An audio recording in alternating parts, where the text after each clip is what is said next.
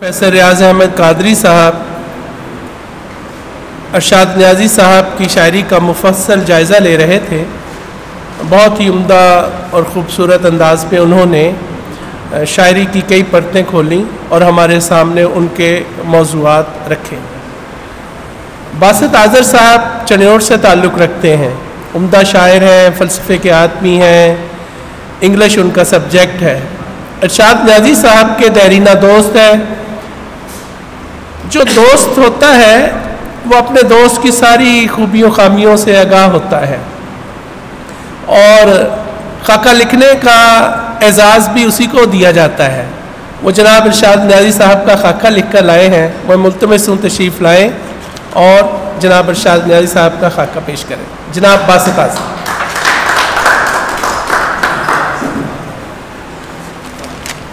बहुत ज़्यादा वक्त नहीं लूँगा आप का, तो पहले बता दूँ मैंने थोड़ी सी दोस्त के साथ रियायत कर दी है और बावजूद इसको मैं मुकम्मल तौर पे खाका नहीं कह सकता, कुछ डायल्यूटेड फॉर्म है। जी मेरा खलीस को आवाज़ चलें, वैसे मुझे अपने गले पे इतना भरोसा नहीं है। चलें ऐसे चलते हैं। मैं कुछ दिन पहले मैं इब्तिदा कर रहा हूँ। कुछ दिन पहले अचानक इतना मिली कि इरशाद नियाज़ी साहब की तरफ से दिलासा आई है। तो इरशाद साहब की तरफ से तो दिलासे का कोई मौका बनता नहीं था। जिस रफ्तार से ये लोग शेर बरसाते हैं तो दिलासा कहीं और से आना चाहिए था, तो कहीं और की बजाय पता चला इनकी किताब आई है तो सोचा कुछ लिख दें। नियाज़ी साहब से इतनी ज़्यादा मेरी बरस नहीं गुजरे रफ़ाकत को, जितना थोड़ा बहुत इनके साथ हुआ है, राब्ता हुआ है, बातें हुई हैं, जितना शख्सियत को जानते हैं उसके लिहाज से पेश है कि ये बहुत अच्छे इंसान हैं। और ये बताना ज़रूरी है कि ये नस्लन नियाज़ी हैं मगर ज़ात में कतन नियाज़ी नहीं है। ऐसा धीमा मिजाज अगर नियाज़ियों से मंसूब होता तो वो ज़ात बामुसम्मा थे। वो कि नियाज़ी का लफ्ज़ कानों में पड़ते ही जनरल नियाज़ी ज़हन की खिड़की में से छलांग लगाकर आपके ख्यालात पर हावी होने की कोशिश करते हैं। मैं इस माइक का क्या करूं? ये मेरा साथ जनरल नियाज़ी वाला हाल कर रहा है। हाँ ठीक है यहाँ पे ठीक है। मगर जनरल नियाज़ी साहब को ये कहकर बाहर धकेला जा सकता है कि भैया हम फ़कत मुनीर नियाज़ी को जानते हैं या इरशाद नियाज़ी को। दूसरी बात बता दूँ कि इरशाद नियाज़ी ज़ात पात पर बिल्कुल यकीन नहीं रखते। उसका वाज़े सबूत इनका वोट है जो इमरान खान को दिया गया और इमरान खान को एक नियाज़ियाना मजबूरी समझते हैं। इनकी ज़ात में तकरीबन तमाम मशहूर नियाज़ियों की सिफ़ात पाई जाती हैं। मुनीर नियाज़ी से कुछ ख़ानदान के मसाइल मुश्तरक हैं, अजमल नियाज़ी साहब से कुछ मज़ाक और जनरल नियाज़ी से मुश्तरकात के बारे में बयान ज़रूरी नहीं समझता। मगर उनसे ये उम्मीद अक्सर होती है कि वो किसी भी मामला में बासानी मान जाएंगे और जनरल अरोड़ा की तरह राह का रोड़ा नहीं साबित होंगे। मेरे इस दोस्त को जो नाम लाक हैं इनसे मुझे कई तरह के तहफ़्फ़ुज़ात रहते हैं। जैसे एक बार ये फैसलाबाद में एक रात के लिए मुकीम हुए तो दोस्त ने कहा यार नियाज़ी बहुत तंग करता है। मैंने कहा भाई नियाज़ी एक मुकम्मल तारीख़ है, ये जुमला दोबारा ना कहिएगा। अपनी ज़िंदगी में एक सहल पसंद हैं या नहीं इसका अंदाज़ा यूँ लगाया जा सकता है कि उन्होंने एक ऐसे स्कूल में दाखिला लिया जो हमसायगी में वाक़या था। उनके पास एक तख्ती मौजूद है जिसको वो इंसान की लोहे महफूज कहते हैं। इसके बारे में बताना ज़रूरी नहीं समझता किस इंसान की।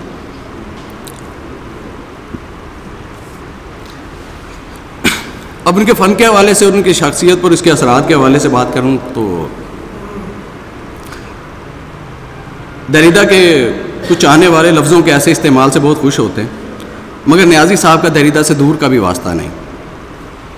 उसके बजाय शायद अगर उनका ताल्लुक़ बनता हो तो लियोतार से बनता हो, और इसकी वजह यह कि उन्होंने शायरी उस दौर में शुरू की जब वो कंप्यूटर कोर्स कर रहे थे। लाजिम बात है उन्होंने लियोतार का मज़मून भी नहीं पढ़ा। उन्हीं फ़लसफियों के जिक्र के दौरान उनके शेरी नज़रिया का इल्म हुआ कि वो शेर को सादा रखने के कायल हैं। ये बहुत खुशी की बात थी क्योंकि वो ऐसे शायर हैं जो फ़न के बारे कोई नज़रिया रखते हैं। दूसरी अहम बात जो शायरी के बाद मालूम हुई कि वो इस नज़रिया को हत्तुल इम्कान अपनी शायरी से दूर रखते हैं।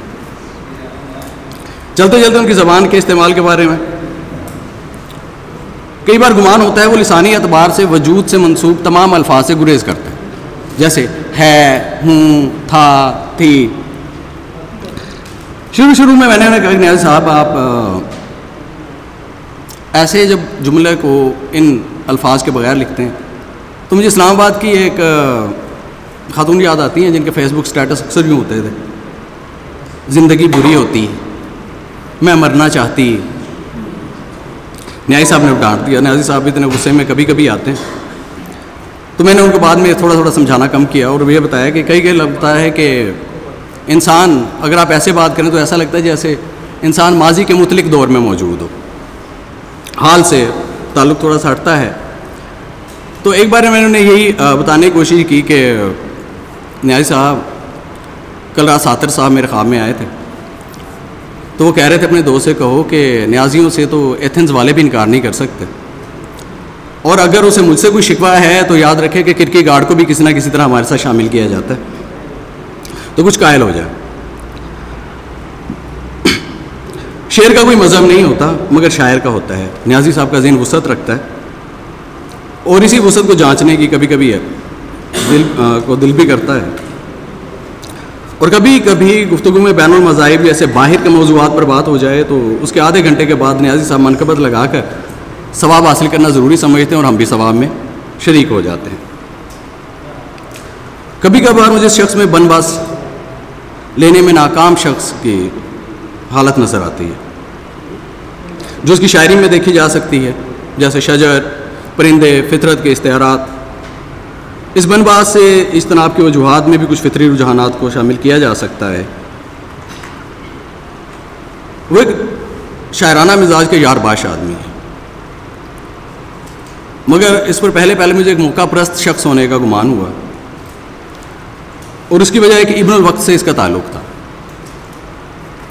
जो इसी के शहर का बासी था और बासी अशार उठा लेता था, और इसी में किसी और बासी ख्याल को कभी कभार शामिल करके उसे मुतलिक अपना बनाने की कोशिश करता था। जो इसके बाद में जब न्याजी साहब को देखा तो पता चला कि इनकी याददाश्त में कुछ नीलाहटें उस फ़र्द के जहर से मंसूब हैं। उसके बाद मुझे न्याजी साहब के सादा मिजाज होने पे कोई गुमान या शक नहीं रहा। शायर इंतहाई ज़ूदगो है और इंसान इंतहाई कम गो। तज़ादात में से कभी मुस्तहकम ख़यालात और कसीरुल जहद मुआनी अल्फाज में दर आते हैं। न्याजी की शायरी में कहीं कहीं इसी वजह से शायद उसकी बातों में बहुत कोई पुख्ता और दूर की बात भी नज़र आ जाती है। फ़लसफ़ा पढ़ने का कई बार मशवरा दिया कि थोड़ा बहुत पढ़ लें, और इसी बात में इनकी इस्तकामत कहूँगा, इन्होंने इस पर कभी अमल नहीं किया।